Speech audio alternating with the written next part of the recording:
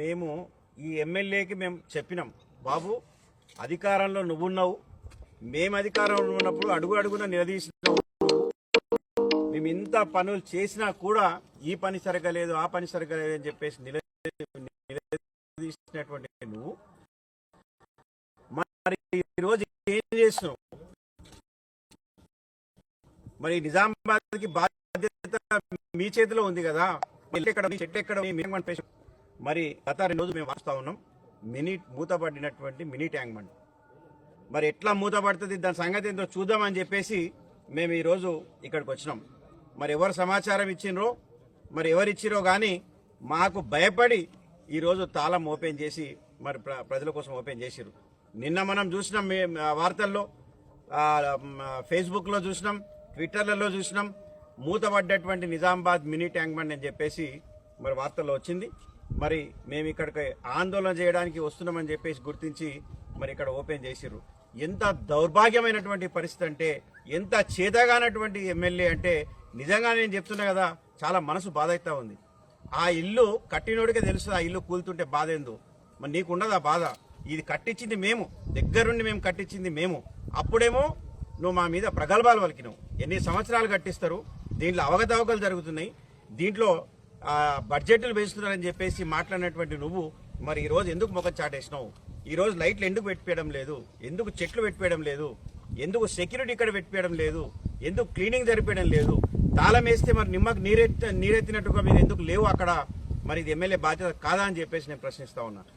మరి నిజంగా నిజామాబాద్ ప్రజలు ఈరోజు అడుగడుగున నాకు కలుస్తూ ఉంటే ప్రతి ఒక్కరు చెప్పేది ఒకటే మాట, సార్ మేమేదో ఊపులో మేము ఒక ఓటేసినాం, మేము తప్పు నిర్ణయం తీసుకున్నాం, మళ్ళీ ఎలక్షన్ అంటూ వస్తే ఎలక్షన్ వచ్చిన రోజు ఖచ్చితంగా మిమ్మల్ని మేము ఎన్నుకుంటామని చెప్తున్నారు.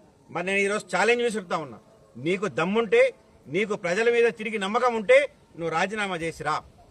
ఏ ఒక్కటి ఒక మినీ ట్యాంక్ బండ్ కాదు నిజామాబాద్లో, ఏ ఒక్కటి సరిగా లేవు. మేము మార్కెట్ల విషయం మేము ప్రశ్నించినాం.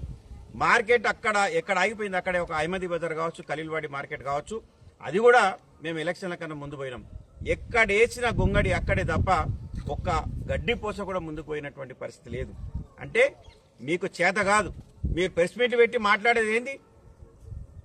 అధికారంలో ఉంది కాంగ్రెస్ పార్టీ, అయ్యా నిధులు ఇవ్వండి అని చెప్పేసి నువ్వు ప్రెస్ మీట్ పెట్టి మాట్లాడితే నీకు ముఖ్యమంత్రి వచ్చి ఇంటికి ఇస్తాడా?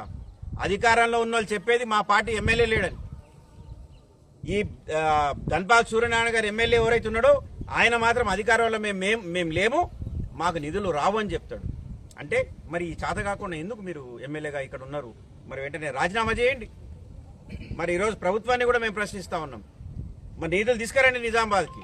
మీ ఎమ్మెల్యే కాదని చెప్పేసి వదిలేస్తే నిజామాబాద్ ప్రజలు ఎక్కడ పోవాలి? ఈరోజు తల్లిదండ్రి లేని అనాథలైనటువంటి పరిస్థితి నిజామాబాద్ ప్రజలకు ఉంది. ఒక ఎమ్మెల్యే వేరే పార్టీ, అధికార పార్టీ ఇద్దరు కూడా పట్టించుకున్నటువంటి పరిస్థితి నిజామాబాద్లో ప్రజలు ఉన్నారు. మరి అడుగడుగున వస్తూ ఉంటే చూస్తూ ఉంటే మాకు ఎంత బాధ అవుతుందంటే, చెట్లు ఎండిపోయినాయి ఇప్పటికే, ఎక్కడ ఏ రోడ్లో పోయినా కూడా చెట్లు ఎండిపోయినటువంటి పరిస్థితి, లైట్లు లేనటువంటి పరిస్థితి, మార్కెట్లు అదే పరిస్థితి, మినీ ట్యాంక్ బండ్ అదే పరిస్థితి. తప్పకుండా మేము ఆందోళన చేయడానికి వచ్చినాం.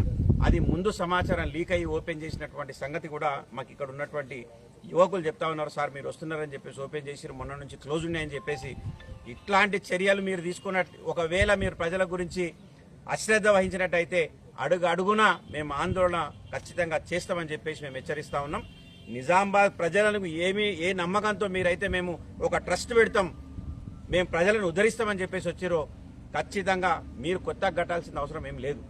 మేము కట్టినటువంటి వాటిని మెయింటైన్ చేస్తే చాలు, అంతకన్నా ఎక్కువ మీరు చెయ్యలేరు, మీతో కాదు కూడా. అది మీరు ఊహించుకోవడం కూడా తప్పు.